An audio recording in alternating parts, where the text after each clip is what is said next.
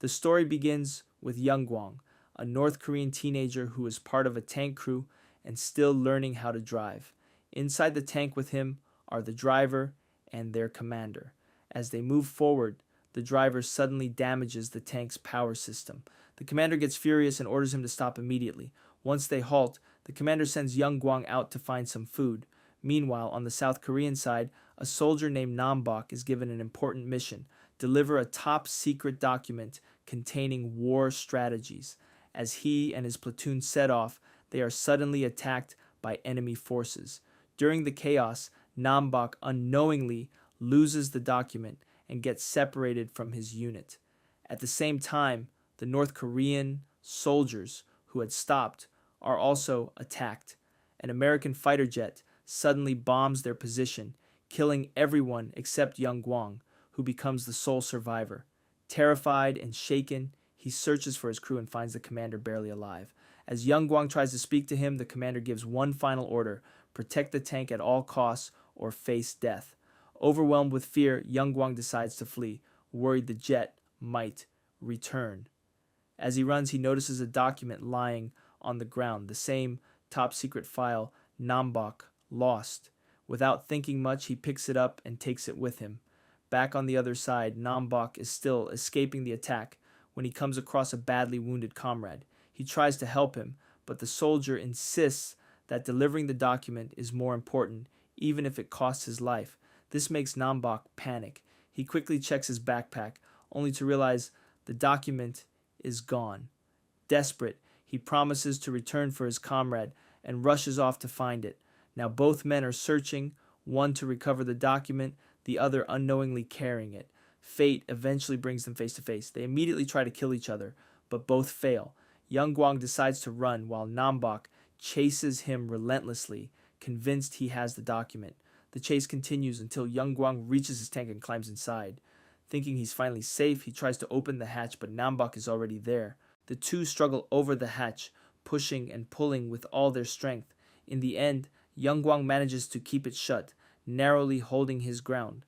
Young-Gwang tries to escape by driving the tank, while Nam-bok chases after him on foot. The pursuit leads them into a deserted area.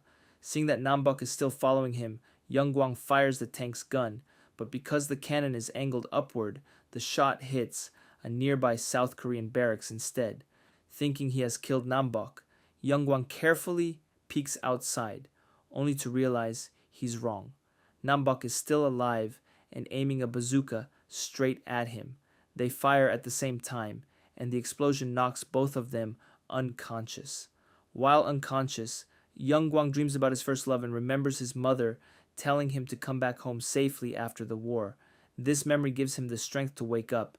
Determined to survive, he regains control of the tank and drives off, hoping to return home. Meanwhile, Nam-bok is buried under the rubble of the destroyed building, but he's still alive. He manages to crawl out and sees the tank driving away. Back at the South Korean camp, tension is rising. The top secret document is still missing, and the soldiers stationed outside are afraid of being attacked again by the tank. Some want to retreat, but the regimental commander refuses. He believes the document could still arrive at any moment, so instead, he orders the troops to find the tank. As Young-Gwang continues his journey, he comes across a man covered with a Chinese flag. Thinking they are allies, he gets out of the tank and approaches him.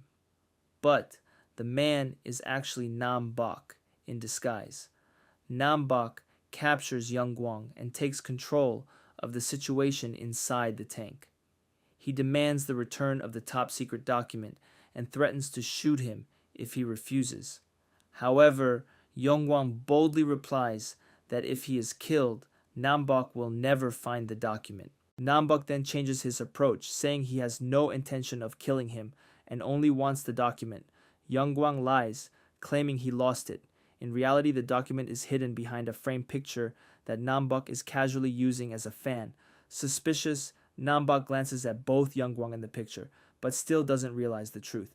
Instead, Nam-bok orders Young-Gwang to drive the tank back to the South Korean camp.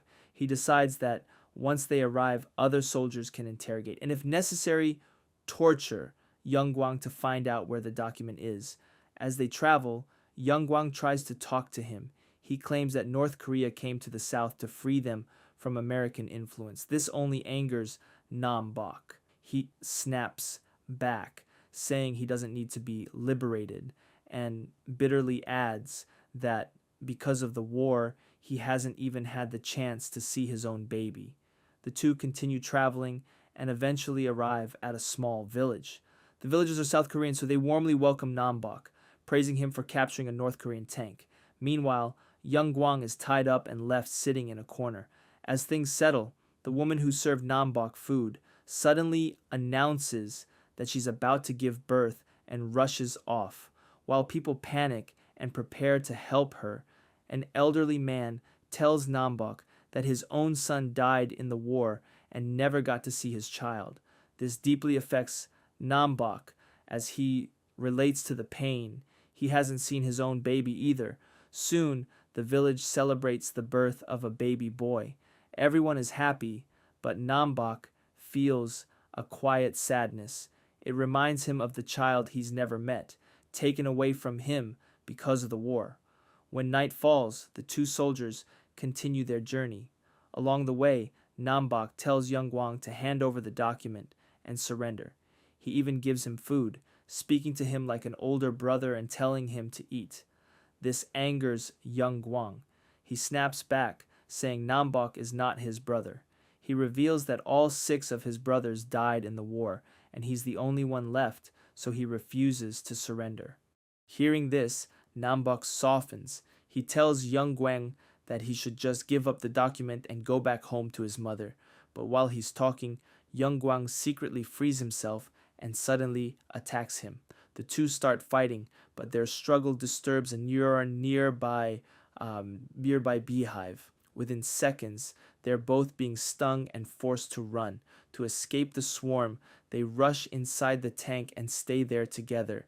The next morning, Young-Gwang gains the upper hand and forces Nam-bok to drive the tank north, threatening to shoot him if he tries anything. As they sit close together, Nam-bok opens up about his baby and begs to be spared, but Young-Gwang shuts him down and orders him to keep driving. Suddenly, Nam-bok speeds up the tank, causing Young-Gwang to lose his balance. Taking advantage of the moment, Nam-bok fights back. He grabs a pistol while Young-Gwang picks up a shotgun, and they both shoot each other.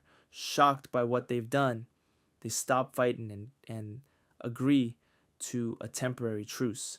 As they rest, they treat their wounds, share some alcohol, and begin talking, really talking. They ask each other personal questions and slowly start to understand one another. By the end of the night, despite everything that's happened, the two enemies form an unexpected bond, something close to brotherhood. Morning arrives and a group of Chinese soldiers spots the two men with their tank. This puts Young-Gwang in a safer position but leaves Nam-bok in danger. The Chinese soldiers ask to ride in the tank, but Young-Gwang refuses, trying to hide Nam-bok's presence. As they drive away from the Chinese soldiers, South Korean troops searching for the tank also spot them. The pressure builds as both sides are getting closer. While they continue their journey, Nam-bok once again asks Young-Gwang to hand over the document, promising to let him return safely to North Korea with his tank. But before anything is decided, an American jet fighter suddenly appears and starts attacking them. Trying to save both of them, Nam-bok climbs out of the tank and waves a South Korean flag, hoping the jet will recognize him as an ally. But it doesn't work. The jet keeps firing. The impact throws Nam-bok out of the tank.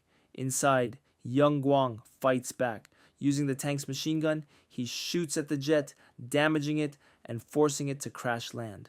Without hesitation, Young-Gwang chases after it with the tank. Seeing this, Nam-bok runs after him in panic.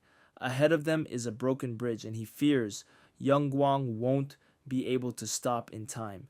At the last second, Young-Gwang slams the brakes and manages to stop the tank just before it falls. He climbs out and sees how close the tank is to falling off. Desperate, he asks Nam-bok for help, but Nam-bok says it's impossible and walks away. This frustrates and angers Young-Gwang, but a moment later, Nam-bok returns. this time with the villagers they met earlier. Together they manage to pull the tank back to safety. After everything that's happened, Nam-bok asks once again for the document. This time, Young-Gwang finally agrees. Grateful for the help in saving his beloved tank, he hands it over. Meanwhile, the South Korean troops tracking the tank spot them again and report back to headquarters, confirming the tank's location. Back with the two soldiers, it's time to part ways. They say their goodbyes. Young-Gwang tells Nam-bok to name his child Young-Gwang. Nam-bok agrees and gives him a pendant and a cigarette as a small token. The two share a quiet moment, smoking together, both smiling, unaware that South Korean forces are preparing to bomb the tank. Nam-bok walks away, holding the document. Just before he leaves, Young-Gwang calls out and asks his name. Jang Nam-bok, he replies. Young-Gwang nods and says, Kim Young-Gwang, remember it. Just as the two share an emotional goodbye, South Korean troops begin bombing the tank. Hearing the explosions, Nam-bok runs back to help Young-Gwang escape. But it's already too late. The bombing continues without stopping. Nam-bok tries to drag Young-Gwang away from the tank to safety, but when another bomb hits, Young-Gwang suddenly runs back toward the tank, knocking into Nam-bok as he does. Badly injured, Young-Gwang collapses. Nam-bok rushes to his side and holds him. Weak and fading, Young-Gwang says he feels cold, like he's about to die.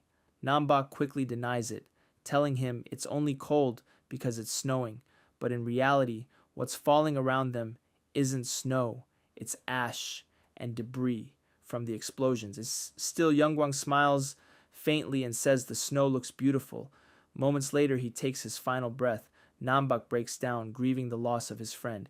Despite everything, he gently cleans Young-Gwang's body and sends him back to the north, placing him on a cow to carry him across. After that, Nam-bok continues his journey home, still holding the secret document.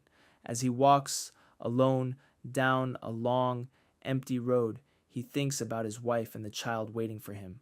A quiet, bittersweet smile appears on his face as he looks ahead. War is started by older men, but it's the young who are sent to fight and die. And yet, even in the middle of war, friendship can still exist.